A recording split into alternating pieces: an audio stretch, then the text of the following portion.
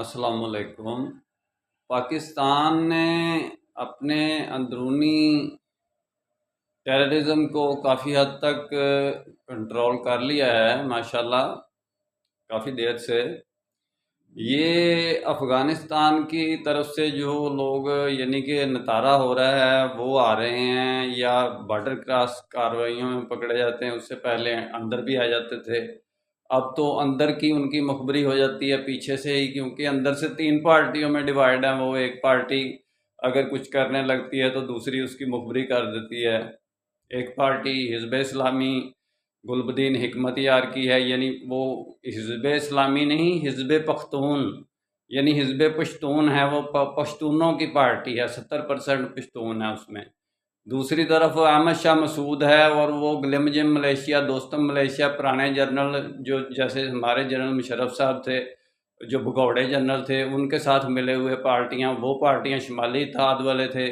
جی تیسری طالبان، ہم نے یعنی کہ انٹرفیرنس طالبان کی کر دی، پاکستان نے ادھر سے ٹی ٹی پی کی، پاکستان سے ہوئی، مدارس سے ہوئی، کیسے ہوئی، مولویوں نے کی، ایجنسیوں نے کی، کس طرح ہوئی۔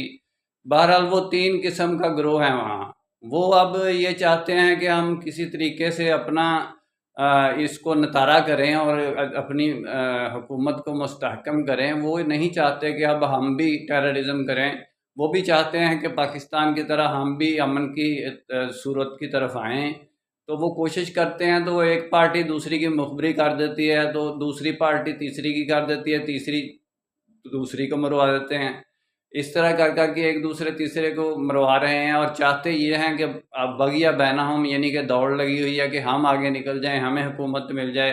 حکمت یار چاہتا ہے مجھے مل جائے، کیونکہ الیکشن کے ذریعے چاہتا ہے، طالبان چاہتی ہے ہمیں ہماری رہے، ہمارا امیر المومنین الیکشن کے ذریعے نہیں ہے ایک، اور وہ دوسرے پرانے فوجی بگوڑے جو تھے ان کی الگ پارٹی ہے۔ تو اس طرح کر کے وہ یعنی کہ شمالی اتحاد مکسچر کھچڑی پکی ہوئی ہے، وہ کوشش کر رہے ہیں۔ ابھی یہ لمبی ڈیٹیل ہے، انشاءاللہ اگلی پارٹ میں اس کی ڈیٹیل بتائیں گے کہ یہ آخر کار ہو کیا رہا ہے افغانستان کے اندر۔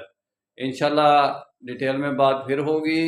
میرا کام اسلامک ورلڈ کی امن اور یونائٹی کا ہے، نسبت، وحدت، خدمت، خیر کے ساتھ۔ اللہ حافظ۔